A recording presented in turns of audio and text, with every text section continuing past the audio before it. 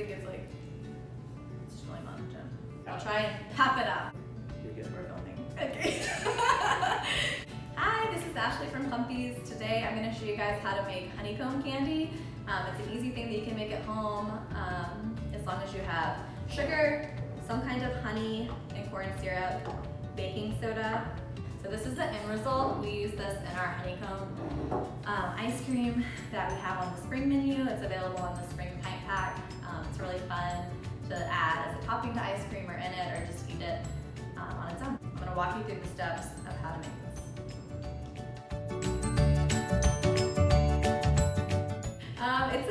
It's a fun inclusion to make. A lot of our ice creams require like a lot of different steps and a lot of processes, but the honeycomb is simple to make and it's really tasty. It carries well in ice cream. It's fun to eat alone because it's aerated, but in the ice cream it kind of bleeds and like makes these really nice caramelly pockets. And you can use your favorite honey. We use Walden Ridge honey. It's a local company here in Chattanooga, and we love this. It tastes like the honey comes through. Like it's mostly sugar. It's like granulated sugar and corn syrup, and there's just a small amount of honey. But the honey flavor really comes through, and it's just really aerated. It's like really crisp. So the difference between a caramel and what this candy is. So a caramel, you would take sugar, corn syrup if you want, just to help the sugar not crystallize, and you're going to heat that to a really high degree. Then you're going to add in butter and cream to make it soft, like a pliable sauce. If you were to not add any cream and butter to a caramel, then you'd have a hard crack caramel. So like a Werther's or something like that, a butterscotch or hard candy. The honeycomb, you're taking it right at that point where it's about to caramelize before a lot of colors develop, and you add baking soda, and that causes the reaction, and that's what gives you these like really nice layered movements. So this is kind of what you're gonna end up with. It's gonna all be in a big slab, and you can break it up with your hands, you can chop it with a knife, but as you can see, it just kind of looks like actual honeycomb.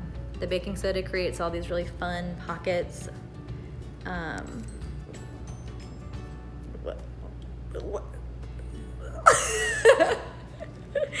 So yeah, this is a fun little snack. I mean, if you're home with your kids, if you don't have kids, you should make some honeycomb candy, you know? Put it on your ice cream or whatever. The tools you'll need for this, you'll just need a measuring cup, a heat-proof spatula. I mean, we're gonna cook this to 305 degrees, so you wanna make sure that it's rated for a higher temperature, a whisk, and then some teaspoon measuring spoons to measure the baking soda.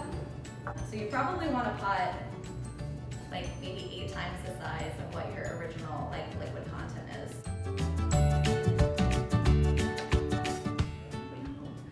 What? Do you know? A volcano.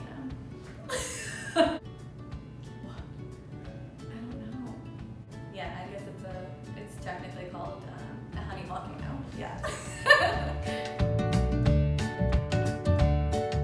All right, so now we're gonna get started on making this honeycomb candy. You're gonna get your pot, your 1 cup of sugar is gonna go right into the pot. Half of a cup of water.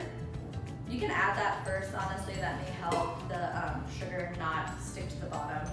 And then the 1/8 of a cup, so 1 ounce of honey, 1/4 of a cup, 2 ounces of corn syrup, right in with the sugar and water. You want this mixture to kind of look like wet sand. You don't want any dry pockets.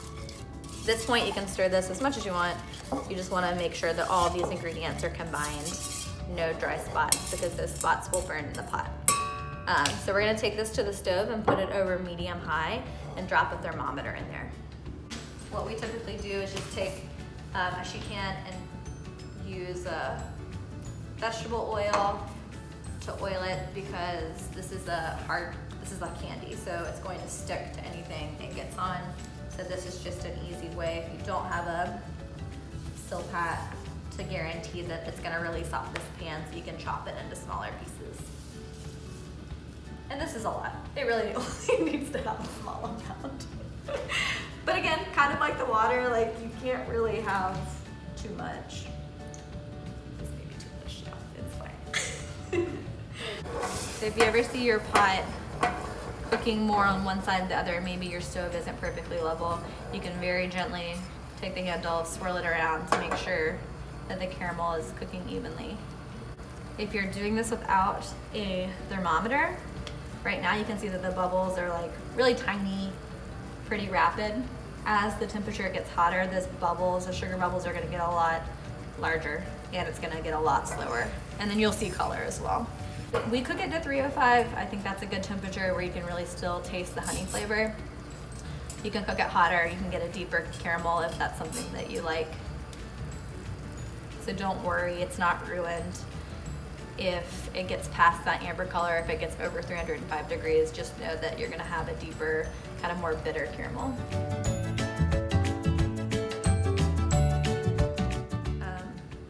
What is it?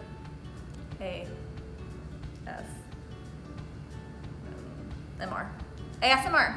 Yep. It's long. You have to whisper.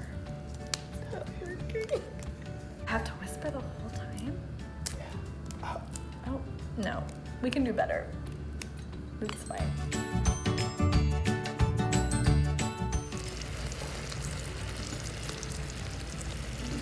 If you're doing this without a thermometer, from where we started to now, we're at 286. We're getting really close.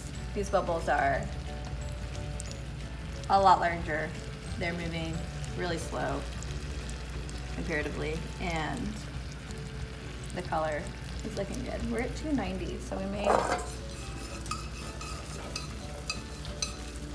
right, so we're at 300. Let's turn this off. So this is the point where you're gonna wanna put on your oven mitts. So you're looking for, honestly, like a honey colored color. Like you're looking for, we only added a small amount of honey in here, so you're looking for it to become pretty nice and amber.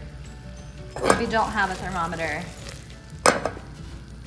you know, you can tell at this point that the bubbles are super slow and that the color's developing. Take it off the heat. You're gonna add your 2 teaspoons of baking soda. You're gonna whisk it. You wanna whisk it until you don't see any baking soda pockets, because you don't want to get a pocket of just straight baking soda. This is the chemical reaction that happens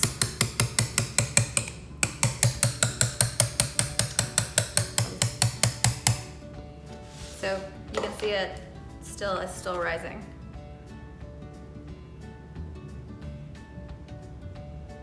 Crazy? It's gonna keep rising. So make sure your pan is like really close and nearby. And you want to just touch it as little as possible. You don't want to knock all that air out. So you can see the color got well past 305. I like a darker caramel. It's preference. You can leave your thermometer in at 305. Take it off the heat and start adding these things. Resist the urge to smooth it out or anything. You don't want to knock the air out. So you'll just leave it. You'll just step away. Didn't you just say not to do that? Well, this is on the side. I want this. If you just like, I'll just show you and then we can show it afterwards. So this is just what was on my spatula.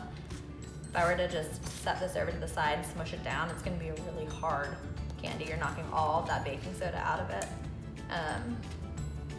This you're gonna leave. It'll maybe take 15 to 20 minutes. This is a small amount. And then we'll break it open and you can see all of those air pockets. There's honeycomb in my teeth. So it's been about 10 minutes. This is the stuff that was on the side that I showed you that I deflated with the spatula. So this stuff's really hard. It doesn't have a lot of air in it. It's still tasty to eat, but it's not what honeycomb should be. So this is like a piece that is properly aerated. And this is what it looks like inside. So I cooked this higher than 3 of 5, but this is how I like my caramel flavor. It still tastes like honey. It's not as delicate as if you were to just cook it to 3 of 5. It's pretty dark. This is the very bottom of the pot. But yeah, this is what that baking soda does. Okay, I'll do it again. So that's how you make honeycomb candy. Leave a comment. Let us know that you made it. I would love to see pictures. Stay safe and well. Good. We're still going. I really like fail videos. Not that I don't want you to be successful, but if you do this and it's terrible, just let me know. And maybe we can do a Q&A. Maybe we can walk people through how to do this. It's really simple. I think that it's gonna go well, but if it really fails, I would love to see that too. Let us know what you want to see, maybe. Send us a list of ingredients and we can give you some recipes, maybe. How about that? If we have them. We have no butter. We made 600 grams, so we're a little low on butter next, but we can jam. I think we're done. We're working with sugar, and you want to clean your pot. You can take this and fill it with hot water and then bring it to a boil, and all of the sugar will just dissolve.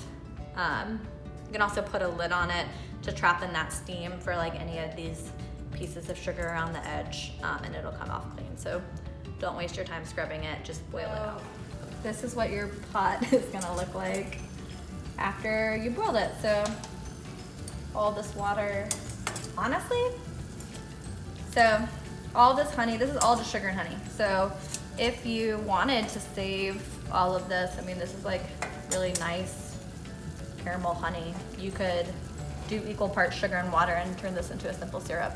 So if after you've boiled off all of this honeycomb candy that's left on your pot, if you want to reserve some of this water, you can do an equal part of this water and sugar, and then you'd have like a really nice kind of caramelly honey simple syrup. There you go. Make a cocktail.